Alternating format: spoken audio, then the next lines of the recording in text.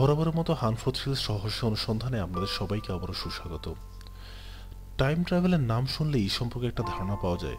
এর মানে time travel হচ্ছে এমন একটা মাধ্যম যার মাধ্যমে আমরা অতীতে কিংবা ভবিষ্যতে যেতে পারি। স্যার আলবার্ট আইনস্টাইন বলেছেন আলোর গতি নাকি সর্বাধিক সেকেন্ডে ৩০ কোটি কিলোমিটার গতিতে চলে। গতিটি অনেক বেশি বলে একে সর্বাধিক ধরা হয়। সকল বিজ্ঞানীরাও এর সাথে একমত পোষণ করেছেন। বিজ্ঞানী স্টিফেন হকিং এর মতে টাইম ট্রাভেল সম্ভব, অর্থাৎ তার মতে আমরা যদি আলোর গতিতে যেতে পারি তাহলে ভবিষ্যৎ কিংবা অতীত যখন যেখানে খুশি সেখানে যেতে পারবো। তবে এ নিয়ে রয়েছে ব্যাপক আলোচনা, ব্যাপক সমালোচনা। টাইম ট্রাভেল বা সময়ের পরিভ্রমণ কি আসলেই সম্ভব? পদার্থবিজ্ঞান কি বলে? আর যদি সম্ভব হয় তাহলে তা কিভাবে? আপাতত এই তর্কটিকে একপাশে রেখে চলুন জেনে নেওয়া যাক পৃথিবীর ইতিহাসে ঘটে যাওয়া এমন কিছু অদ্ভুত ঘটনা যেগুলোর কোনো যুক্তিযুক্ত কারণ বা ব্যাখ্যা আজও পর্যন্ত পাওয়া যায়নি। প্রথমেই আপনাদের শোনাবো ভবিষ্যতে চলে যাওয়ার সত্যিকার ঘটনা সম্পর্কে। ১৯৩৫ সালের ঘটনা। ব্রিটিশ রয়্যাল এয়ারফোর্সের air marshal sir Victor Goddard যখন তার হকারহাট বাইপ্লেনটি নিয়ে আকাশে উঠলেন তখন বেশ অদ্ভুত এক অভিজ্ঞতার সম্মুখীন হলেন। সেই সময় গডগার্ড ছিলেন একজন উইং কমান্ডার।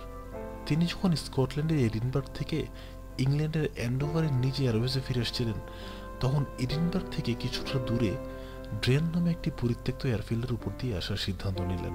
এককালে এখানে বিমান ওঠানামা করত, কিন্তু এখন এটি সম্পূর্ণ পরিত্যক্ত অবস্থায় পড়ে আছে। ভিক্টর গডগার্ড যখন তার বিমান নিয়ে এগিয়ে চলছিলেন হঠাৎই এক অদ্ভুত ঝড়ের সম্মুখীন হলেন। বাদামি হলুদ রঙের মেঘের মাঝে হারিয়ে যেতে লাগলো তার বিমান। তিনি নিয়ন্ত্রণ হারিয়ে ফেললেন। তীব্র গতিতে বাঁক খেতে খেতে তার বিমানটি দ্রুত মাটির দিকে এগিয়ে যেতে লাগলো। কোনো মতে ভিক্টর বিমানটিকে নিয়ন্ত্রণ করলেন। অদ্ভুতভাবে লক্ষ্য করলেন ইতিমধ্যে ঝড়ও বন্ধ হয়ে গেছে। তিনি দেখলেন তার বিমানটি ফিরে আসা সেই পরিত্যক্ত ড্রিম এয়ারফিল্ডের দিকেই যাচ্ছে। কিন্তু এই কি, পরিত্যক্ত এয়ারফিল্ড তো এখন আর পরিত্যক্ত নেই। সেইখানে হ্যাঙ্গার বা বিমান রাখার স্থানে ৪টি বিমান রাখা আছে। ৩টি বিমানে ছিল বাইপ্লেন, যা ভিক্টরের অত্যন্ত পরিচিত। কিন্তু অদ্ভুত বিষয় হচ্ছে এদের গায়ে ছিল পুরনো আমলের বিভিন্ন ধরনের রং। চতুর্থ বিমানটি ছিল একটি মনোপ্লেন। কিন্তু অদ্ভুত ব্যাপার হচ্ছে ১৯৩৫ সালে ব্রিটিশ রয়্যাল এয়ারফোর্সের কোনো মনোপ্লেন ছিল না। শুধু তাই নয়, অদ্ভুত আরেকটি ব্যাপার খেয়াল করলেন ভিক্টর গডগার্ড। ভিক্টর গডগার্ড যখন সেখানে ল্যান্ড করলেন তখন সেইখানে বিমান রক্ষণাবেক্ষণের কাজে নিয়োজিত কর্মীরা কোনো ভুরুক্ষেপই করল না। মনে হলো পুরো ব্যাপারটি তাতে চোখেই পড়েনি বা চোখেই পড়ছে না। তারা নিজেদের মতো করে কাজ করে যাচ্ছিল। পরে ভিক্টর যখন ড্রিম এয়ারফিল্ড ত্যাগ করলেন তখন আবার প্রচন্ড ঝড় শুরু হলো। অবশেষে তিনি নিরাপদেই তার অ্যান্ডোভার বেজে ফিরে গেলেন।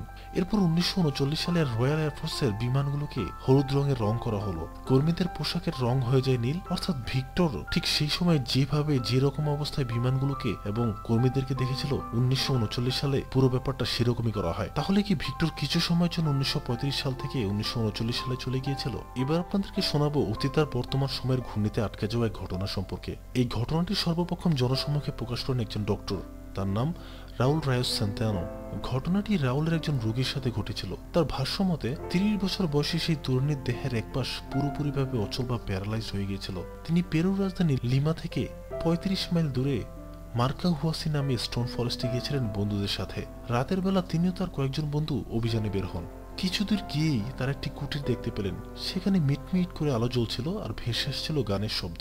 তরুণীটি দেখলেন কুটিরের ভেতর থেকে গানের তালে তালায় কয়েকজন নাচছে। তিনি কিছুদূর অগ্রসর হতেই একটি দরজা পেলেন এবং দরজাটা খোলার সাথে সাথে দেখলেন সেখানে ভেতরে সবার দেহেই ১৭০০ শতকের পোশাক। তিনি যেই সেই কক্ষে প্রবেশ করতে যাচ্ছিলেন হঠাৎ করে তার এক বন্ধু তার পিছন থেকে তার হাত ধরে টেনে ধরল, আর সাথে সাথেই তার দেহের একটি অংশ সম্পূর্ণ অবশ হয়ে গেল।